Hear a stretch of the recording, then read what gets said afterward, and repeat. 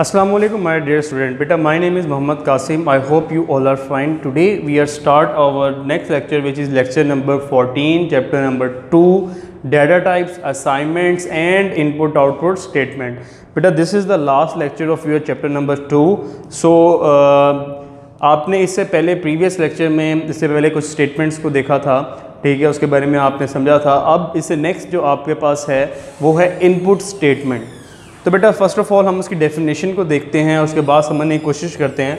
This statement is use to input data from the user during the program execution.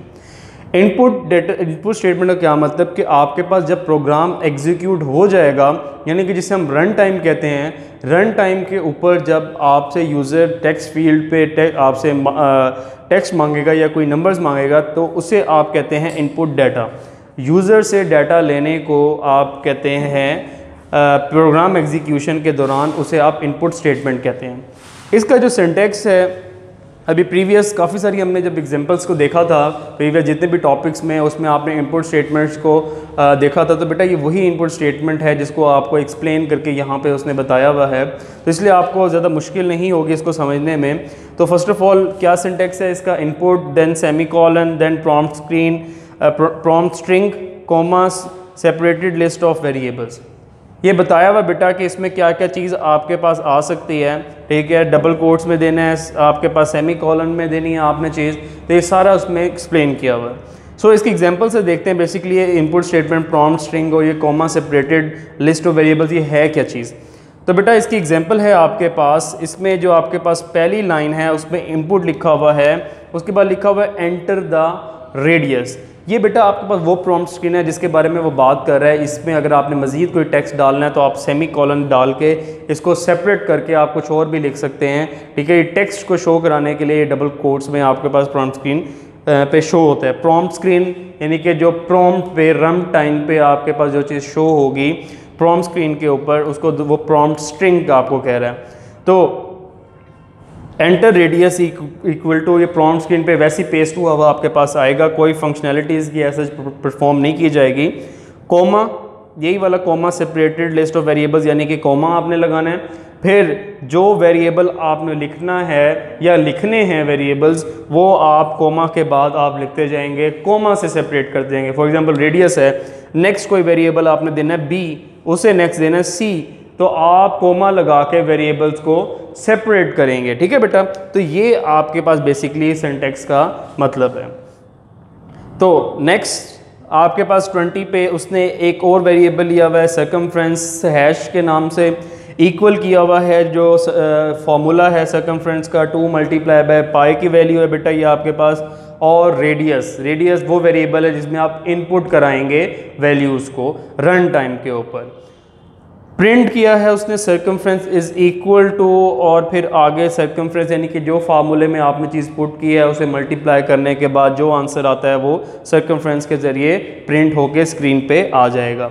तो बेटा देखें जब हम रन करेंगे तो आपके पास सबसे पहले एंटर द रेडियस लिखा हुआ आएगा, यहाँ पे भी कुछ भी नहीं लिखा हुआ आएगा, ठीक है। तो रेडियस आप एंटर करते हैं 2.7। अब ये 2.7 बेटा कहाँ पे सेव हो जाएगा? इस रेडियस के अंदर। अब वो नेक्स्ट लाइन पे कंट्रोल आएगा, कंट्रोल आने के बाद 2 से पहले 3.14 को मल्टीप्लाई कराएगा, जो आंसर आएगा उसे 2.7 में करेंगे। आपको ये मैं हैश की वैल्यू पहले भी मैंने आपको बताई थी कि ये हैश क्यों लगाते हैं आप प्रोग्रामिंग लैंग्वेज के अंदर, ताकि आपके पास एक्यूरेट और प्रिसाइज आंसर आ सके। क्योंकि अगर आपके पास नॉन टर्मिनेटिंग नॉन रिकरिंग आपके पास फ्रैक्शन है तो आपके पास वो डेसिमल को जहाँ तक प्रिसाइज हो सकता है वहाँ तक आपको प्रिंट के ऊपर या प्रॉम्प्ट स्क्रीन के ऊपर शो करके देगा, ठीक है बेटा। तो इसलिए हैश लगाते हैं। तो सर्कमफ्रेंस और सर्कमफ्रेंस के अंदर इक्वल टू जो भी सर्कमफ्रेंस का आंसर 2.7 से मल्टीप्लाई कराने के बाद आया है विच इज़ 16.95, जहाँ तक एक्यूरेट होगा वो वहाँ तक लिखेगा आपके पास आंसर, जिससे मोर एक्यूरेसी आप अचीव नहीं कर सकते, ये हैश वहाँ तक आपको एक्यूरेट निकाल कर देगा। फिर बेटा इसके इनपुट स्टेटमेंट के बाद जो नेक्स्ट आपके पास बहुत ही फेमिलियर स्टेटमेंट है वो है आपके पास प्रिंट स्टेटमेंट। प्रिंट स्टेटमेंट जिस तरह पीछे आपने काफ़ी ज़्यादा एग्जांपल्स में यूज़ की हुई है, अभी आपने इस वाले एग्जांपल में भी यूज़ की है। जो भी चीज़ आपने प्रिंट करवानी है आप bye using the print statement आप उसको इजीली आप उसको शो करा सकते हैं। सो प्रिंट स्टेटमेंट क्या है? This is the most frequently statement in basic. ये बहुत ज़्यादा यूज़ होने वाली स्टेटमेंट है बेसिक के अंदर, GW बेसिक के अंदर, क्योंकि बार बार आप जब तक प्रोग्राम बनाने के बाद आप प्रिंट नहीं कराएंगे, यूज़र को शो ही नहीं होगी कोई चीज़ कि आपने क्या चीज़ बनाई है क्या चीज़ नहीं बनाई। सेव रहेगी आपके रैम में लेकिन शो नहीं होगी। लेकिन by using print command, print statement, आप उसको शो करवाएंगे, ठीक है, जो भी आपने सॉफ्टवेयर या प्रोग्राम बनाया हुआ है।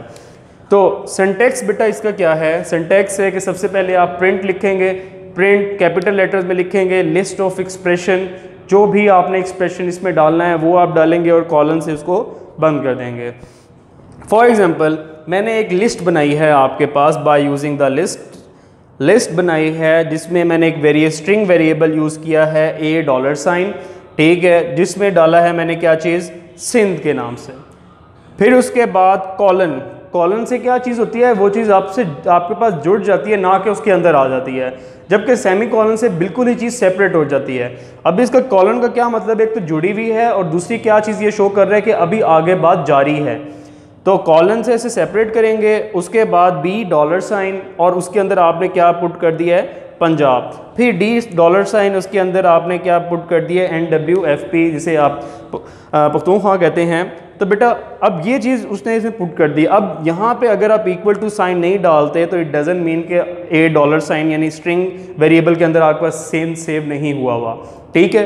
तो इक्वल टू डालें ना डालें एक ही बात है आपके पास। फिर उसके बाद आपने प्रिंट करवा दिया किससे? 1 by 1 by using the comma, ठीक है। Comma separated list of variable, ये ज़रूर याद रखना बेटा। ये तो कोमा से आपने सेपरेट किया, $, $, उसको आपने क्या करा दिया? प्रिंट करवा दिया। तो बेटा कुछ इस तरह का व्यू आपको नज़र आएगा। सिंध, फिर थोड़ा स्पेस पंजाब, फिर थोड़ी स्पेस NWFP आपको नज़र आएगा, ठीक है। अब फॉर एग्जांपल आप लोग यहाँ पे कोमा की जगह सेमी कॉलन्स डाल देते हैं। सेमी कॉलन डालने के बाद जो आपको रन टाइम पे व्यू नज़र आएगा वो कुछ इस तरह से नज़र आएगा।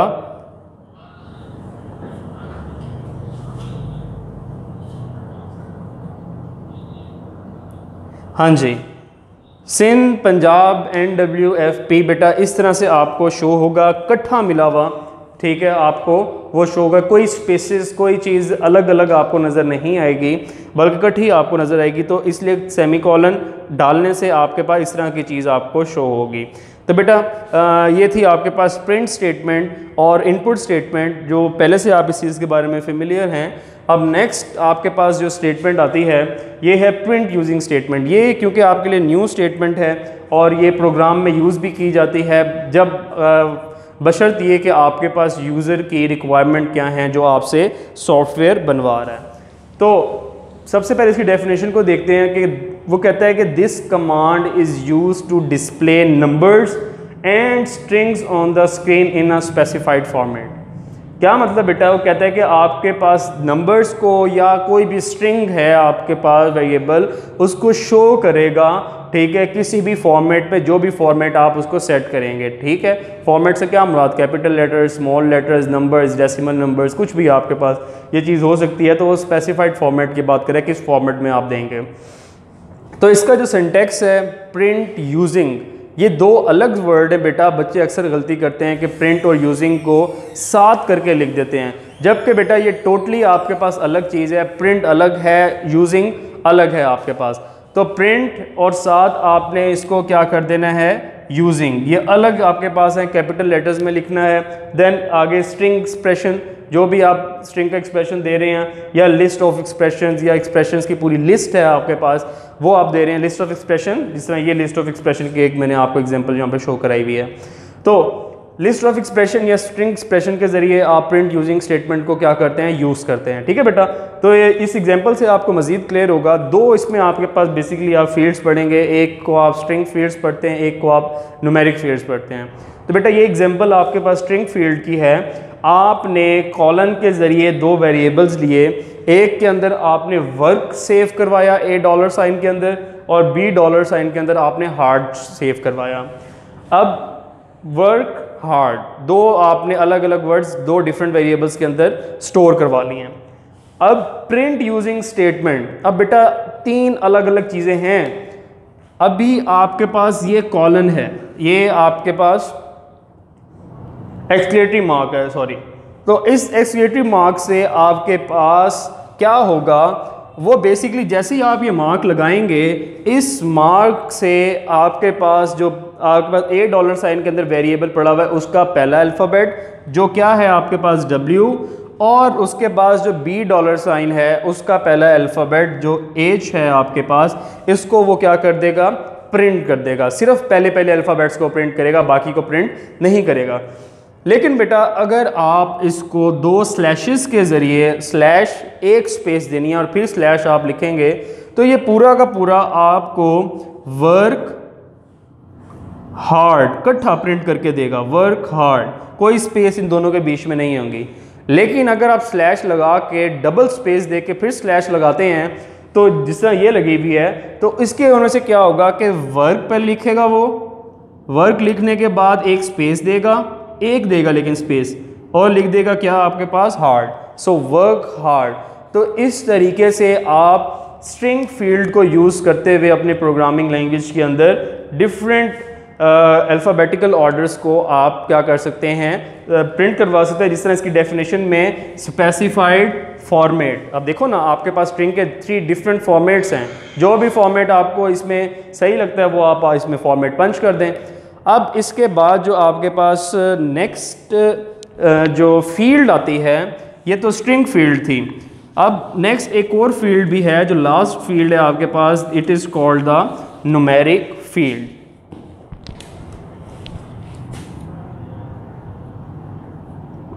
Numeric fields. अब बेटा न्यूमेरिक फील्ड आपके पास क्या करती है, न्यूमेरिक फील्ड के अंदर आपके पास जिस तरह न्यूमेरिक है, नंबर्स से रिप्रेजेंट कर रहे हैं इस चीज़ को। अब इसकी मैं एक आपको एग्जांपल लिख के देता हूँ। फॉर एग्जांपल आपके पास 10 नंबर पे प्रिंट कैपिटल लेटर्स में प्रिंट यूजिंग, ठीक है बेटा, और यहाँ पे हैशेस